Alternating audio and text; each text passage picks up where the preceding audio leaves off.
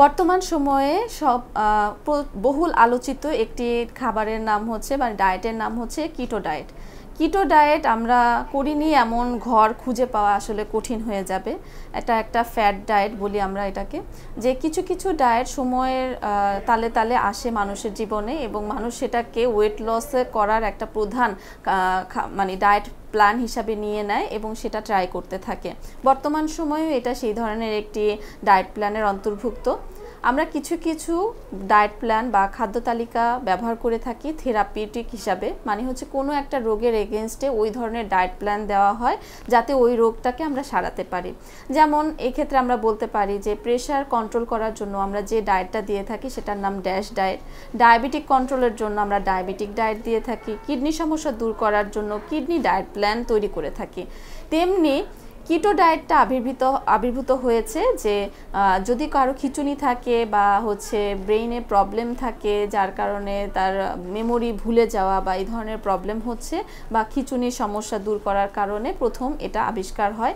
কিন্তু বর্তমান সময়ে কিটো ডায়েট নানাভাবে কিন্তু আমরা থেরাপিউটিক ডায়েট হিসাবে ব্যবহার করছি।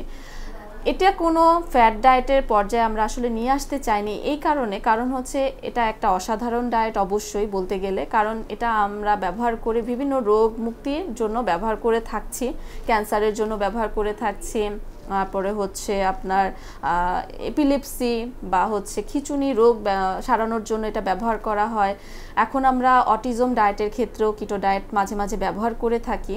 কিন্তু সর্বসাধারণের জন্য এই ডায়েটটি কেন উপযোগী না সেটা আমি একটু আপনাদেরকে বলতে চাই। কারণ এই ডায়েটটি করার সময় একজন খাদ্য পুষ্টিবিদ যে তার আন্ডারে থাকতে হবে, কারণ আপনি তো সকল খাবারের যে মান আছে বা এটাতে কতটুকু প্রোটিন খাচ্ছেন, কতটুকু কার্বোহাইড্রেট খাচ্ছেন, কতটুকু ফ্যাট খাচ্ছেন সেটা পুঙ্খানুপুঙ্খভাবে মেজার করতে হয়। কিন্তু আপনি যখন এই খাবারটা বাসায় তৈরি করে খাবেন, নিজে নিজে করতে যাবেন, তাহলে কিন্তু এই রেশিওটা ঠিক হবে না। তাতে কিন্তু আপনার শরীরে নানাবিধ যে জৈবিক প্রক্রিয়াগুলো চলছে সেই প্রক্রিয়াগুলো স্লো হয়ে যাবে। পরবর্তীতে আমরা দেখতে পাচ্ছি এখন যারা বাসায় বসে কিটো ডায়েট করে আমাদের কাছে আসছেন তাদের অনেকের ক্ষেত্রেই আয়রন বা অ্যানিমিয়া যে প্রবলেম বলি সেটা তৈরি হচ্ছে। কারো কারো চুল পড়ে গিয়েছে, কারণ হচ্ছে কিটো আসলে সঠিকভাবে হয়নি। কারো কারো আইবিএস এর প্রবলেম হয়ে গেছে, সে অন্য কোনো খাবার হজম করতে পারে না, তার হজমের প্রবলেম হচ্ছে। এবং কারো কারো ক্ষেত্রে ডায়াবেটিক কিটো ডায়েট করার সময় কমে গিয়েছিল, কিন্তু তিনি যখন এটা সাস্টেইন করতে পারেননি তখন কিন্তু সে হঠাৎ করে ডায়াবেটিকের পরিমাণ বেড়ে গেছে এবং সে ডায়াবেটিক কোমাতে আক্রান্ত হয়েছে।